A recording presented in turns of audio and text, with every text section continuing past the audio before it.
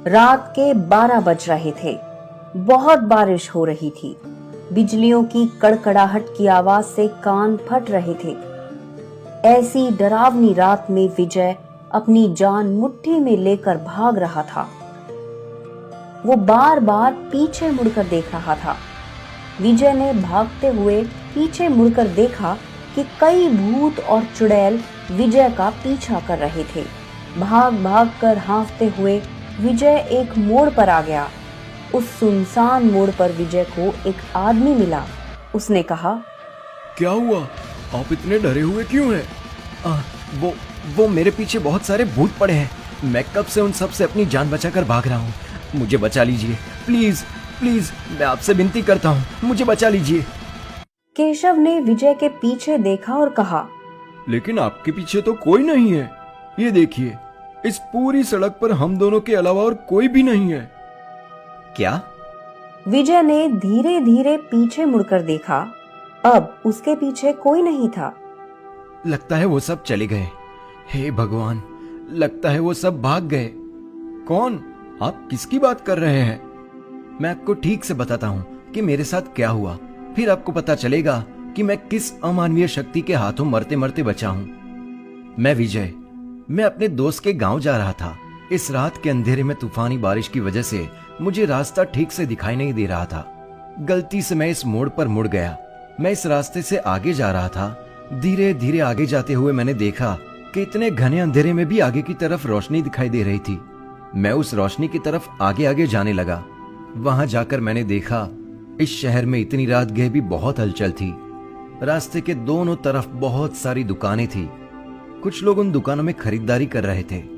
मैंने भी सोचा कि दोस्त के घर जाते जाते उसके लिए कुछ गिफ्ट्स लेकर जाऊं, और एक दुकान के अंदर जा ही रहा था कि तभी बहुत बड़ी आवाज हुई, जैसे कि किसी ने बहुत जोर से घंटा बजाया हो। उस आवाज के आते ही सब लोग इधर उधर भागने लगे। चारों ओर भगदड़ मच गई। हवा जोर जोर से बहने लगी। बिजली की कड़कड़ाहट से बारिश शुरू हो गई। कुछ समझ नहीं आ रहा था कि अचानक ये क्या हो गया। फिर मैंने एक आदमी से पूछा, सुनिए, ये सब क्या हो रहा है? सब अचानक भाग क्यों रहे हैं? आपको अगर अपनी जान बचानी है तो जल्दी यहाँ से भागिए, वो आ रहे हैं। वो सब अपनी पूरी सेना लेकर आते हैं और हम इंसानों को खा जाते हैं। जैसे हम अंगूर खाते हैं उस तरह वो हमें हाथों से उठाकर सीधे मुंह में डाल देते हैं। भागिए भागिए, नहीं तो आपकी जान चली जाएगी। विजय को कुछ समझ नहीं आया कि उस आदमी ने क्या कहा।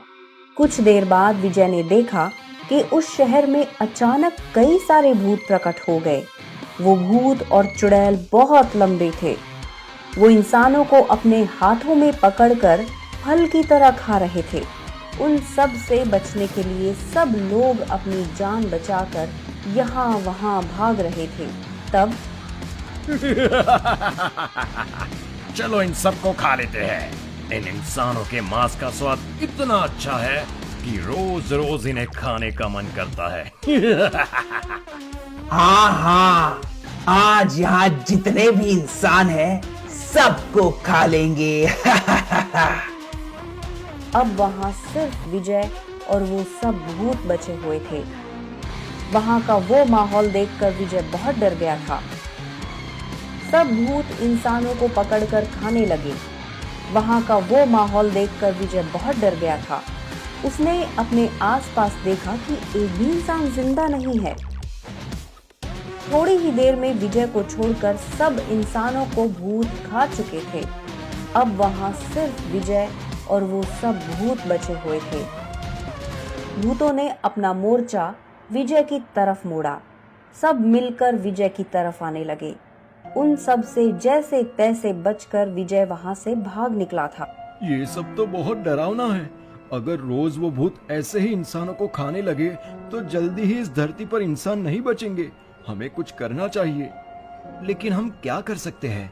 हमारे हाथ अपनी जान बचाकर भागने के अलावा कुछ नहीं है। मैंने सुना है कि यहीं पास ही एक इच्छाधारी नागिन का मंदिर है, जिसने 100 सालों तक भगवान महादेव की तपस्या करके उन्हें प्रसन्न किया है। आसपास के सब लोग उसे बहुत मानते हैं। हम अगर उसकी प्रार्थना करेंगे तो वो जरूर मदद करेगी। फिर केशव और विजय ने नागिन के मंदिर में आकर उसकी प्रार्थना की। उनकी विनती को सुनकर नागिन वहां प्रकट हो गई और विजय ने उसे सब बात बता दी। विजय के साथ नागिन इस भूतिया शहर में आई। विजय को देखकर सब भूत फिर से वापस आ गए। वो विजय पर हमला करने ही वाले थे कि तभी नागिन ने अपनी शक्ति से उन सब भूतों को एक रस्सी से बांध दिया। फिर तुमने हमें बंदी क्यों बना रखा है? छोड़ दो हमें। तुम हर रोज आकर इस शहर के इंसानों को फलों की तरह खा लेते हो। इन सब ने क्या बिगाड़ा है तुम्हारा? ये इंसानों का नहीं, हमारा शहर है।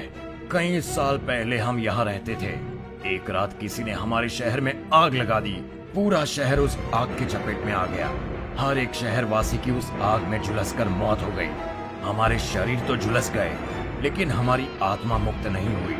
हम सब वही भटकते रह गए।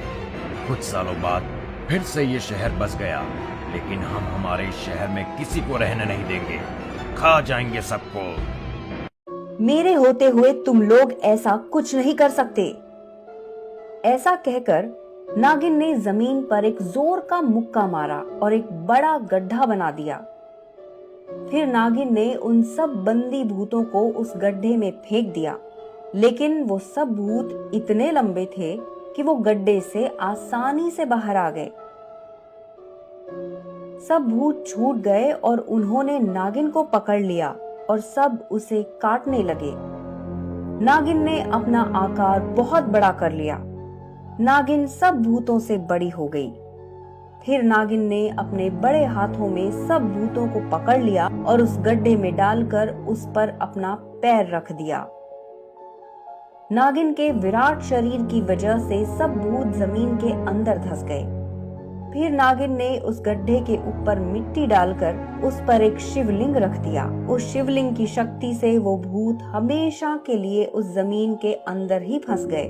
कुछ सालों के बाद शहरवासियों ने मिलकर उस जगह पर महादेव का एक बहुत बड़ा मंदिर बना दिया और उसमें नाग देवी की एक सुंदर मूर्ति की भी स्थापना की।